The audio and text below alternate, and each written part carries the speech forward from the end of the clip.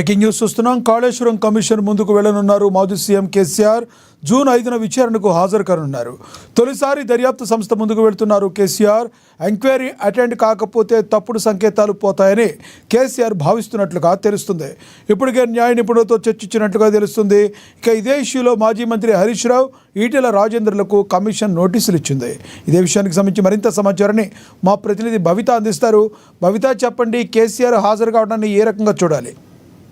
Right Lakshminath, గత సంవత్సరం కాంగ్రెస్ ప్రభుత్వం అధికారంలోకి వచ్చిన తర్వాత కాళేశ్వరం పైన జరిగినటువంటి అవకతవకలు, అవినీతి పైన విచారణ కొనసాగిస్తామని చెప్పేసి ఒక కమిషన్ ఏర్పాటు చేసింది. Supreme court retired encounter judge PC Ghosh నేతృత్వంలో ఒక కమిషన్ ఏర్పాటు చేసింది. ఈ కమిషన్ సంబంధించి ఇప్పటికే ఏదైతే కాళేశ్వరం ప్రాజెక్టులో సంబంధించినటువంటి అధికారులు, ఇటు ఇరిగేషన్ అధికారులు కావచ్చు, అటు ఫైనాన్స్ ఆర్థిక శాఖ అధికారులకు సంబంధించి ఇప్పటికే పూర్తి స్థాయిలో విచారణ జరిగింది. అయితే ఒకవైపు రాజకీయ నేతలను ఇన్వాల్వ్ ఉన్నటువంటి వాళ్ళని విచారణ జరపకూడదు అని చెప్పేసి ఇప్పటికే నిర్ణయించుకున్నటువంటి కమిషన్ గతంలో విచారించినటువంటి అధికారులు ఇచ్చినటువంటి విచారణకు సంబంధించిన నేపథ్యంలో ఖచ్చితంగా వీళ్ళే ఇన్వాల్వ్ అయ్యారు. వీళ్ళ కోసమే, అంటే వాళ్ళు ఏం చెప్తే అది చేశామన్న అంశాన్ని దృష్టిలో పెట్టుకొని వీళ్ళ వివరణ తీసుకోవాలని చెప్పేసి నిర్ణయించుకున్నటువంటి కమిషన్ ఖచ్చితంగా మేము వీళ్ళని విచారిస్తాము, గడువు కావాలని చెప్పేసి ప్రభుత్వానికి గడువు కోరింది. ఈ నేపథ్యంలోనే గడువు మరో 2 నెలలు పెంచుతూ ఉత్తర్వులు కూడా జారీ చేసింది. ఈ నేపథ్యంలో గత వారం రోజుల క్రింద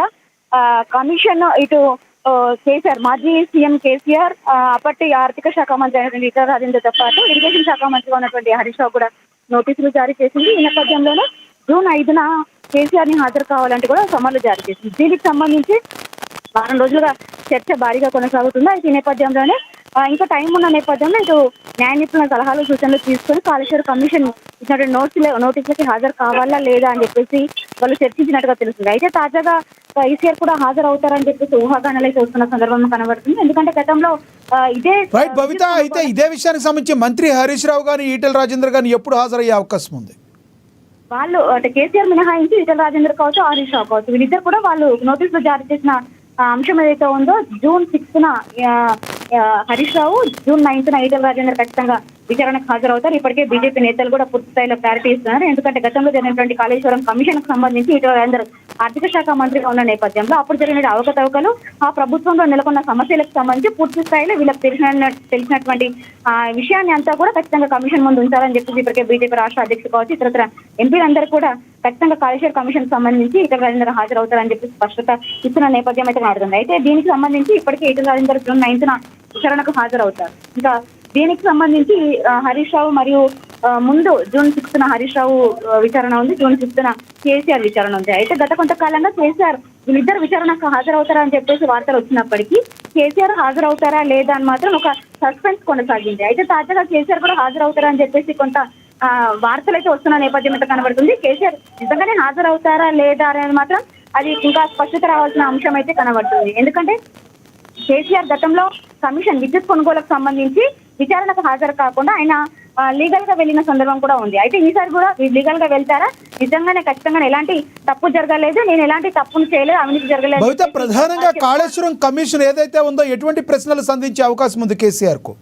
అంటే గతంలో ఏదైతే కాళేశ్వరం కట్టడానికి డీపీఆర్ సిద్ధం చేసినటువంటి అంశం ఏదైతే ఉందో అందులో పూర్తి స్థాయిలో అంటే డిజైన్ కావచ్చు, ప్రాపర్ కన్స్ట్రక్షన్ కావచ్చు, అక్కడ ఉన్నటువంటి స్థలం కావచ్చు, ఇవన్నిటిని కూడా పూర్తి స్థాయిలో అంటే ఎక్కడ కాళేశ్వరం కమిషన్ నిర్మించాలని చెప్పేసి డిసైడ్ అయింది అక్కడ నిర్మించలేని సందర్భం. ఎందుకంటే తుమ్మిడిహట్టి దగ్గర కాళేశ్వరం కమిషన్ నిర్మించాలని చెప్పేసి గతంలో నిర్ణయించుకున్నప్పటికీ అది ప్లేస్ మార్చి మేడిగడ్డ దగ్గర నిర్మించడం వల్లనే కాళేశ్వరం కమిషన్ ఎందుకు పనికి రాకుండా పోయిందని చెప్పేసి ఇప్పటికే ఇటు విచారణ సంస్థలన్నింటి కూడా విచారణలో తేలాయి. అంటే ఎన్డీఎస్ఏ రిపోర్ట్ కావచ్చు, విజిలెన్స్ అధికారులు కావచ్చు, అంతేకాకుండా సాగ్ రిపోర్ట్ కూడా కేవలము అంటే ఒక దగ్గర నిర్మించాల్సినటువంటి కాళేశ్వరం ఇంకొక దగ్గర నిర్మించడము, అక్కడ అట్లీస్ట్ సాయిల్ టెస్ట్ కూడా చేయకుండా, అంటే కావాల్సినటువంటి అక్కడ అనుకూల పరిస్థితులు ఉన్నాయా లేవా, అక్కడ నేలకు సంబంధించినటువంటి టెస్ట్ ఏది చేయకుండానే ఈ కాళేశ్వరం కట్టడం వల్లనే ఇది కుంగుమాటకు గురైందని చెప్పేసి పూర్తి స్థాయిలో వాళ్ళు నివేదిక కూడా ఇచ్చారు. అంటే 7th పియర్ ఏదైతే ఉందో అది పూర్తి స్థాయిలో పనికిరాదు, కేవలం అది పూర్తి స్థాయిలో తీసేసి కడితే తప్ప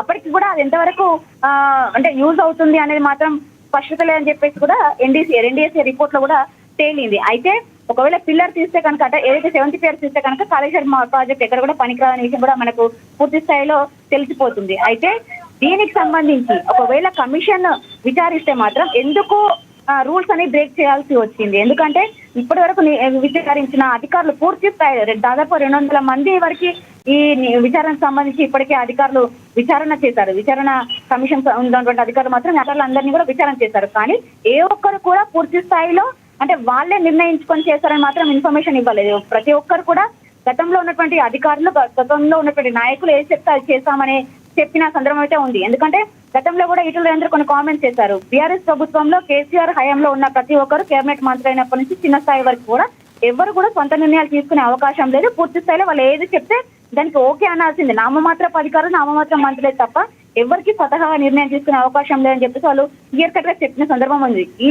దీనికి సంబంధించి విచారణ ఏజెన్సీల సంస్థలు అంటే సంస్థలు వాళ్ళ విచారణ కమిషన్ వాళ్ళు అధికారులను విచారిస్తే కూడా కేవలం హరీష్ రావు అంటే అప్పట్లో ఉన్నటువంటి రాజకీయ నాయకులు, మాజీ సీఎం కేసీఆర్ ఏం చెప్తే మేము అదే ఫాలో అయ్యాం తప్ప ఎవరిది మా సొంత నిర్ణయం కాదని చెప్పేసి క్లియర్ గా చెప్పారు.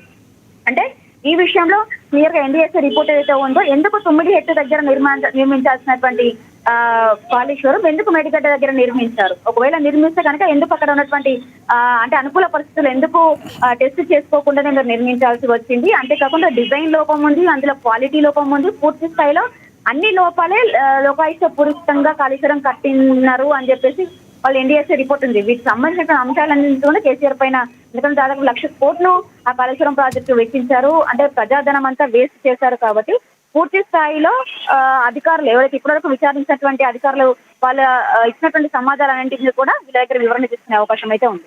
Right, thank you Bhavitha.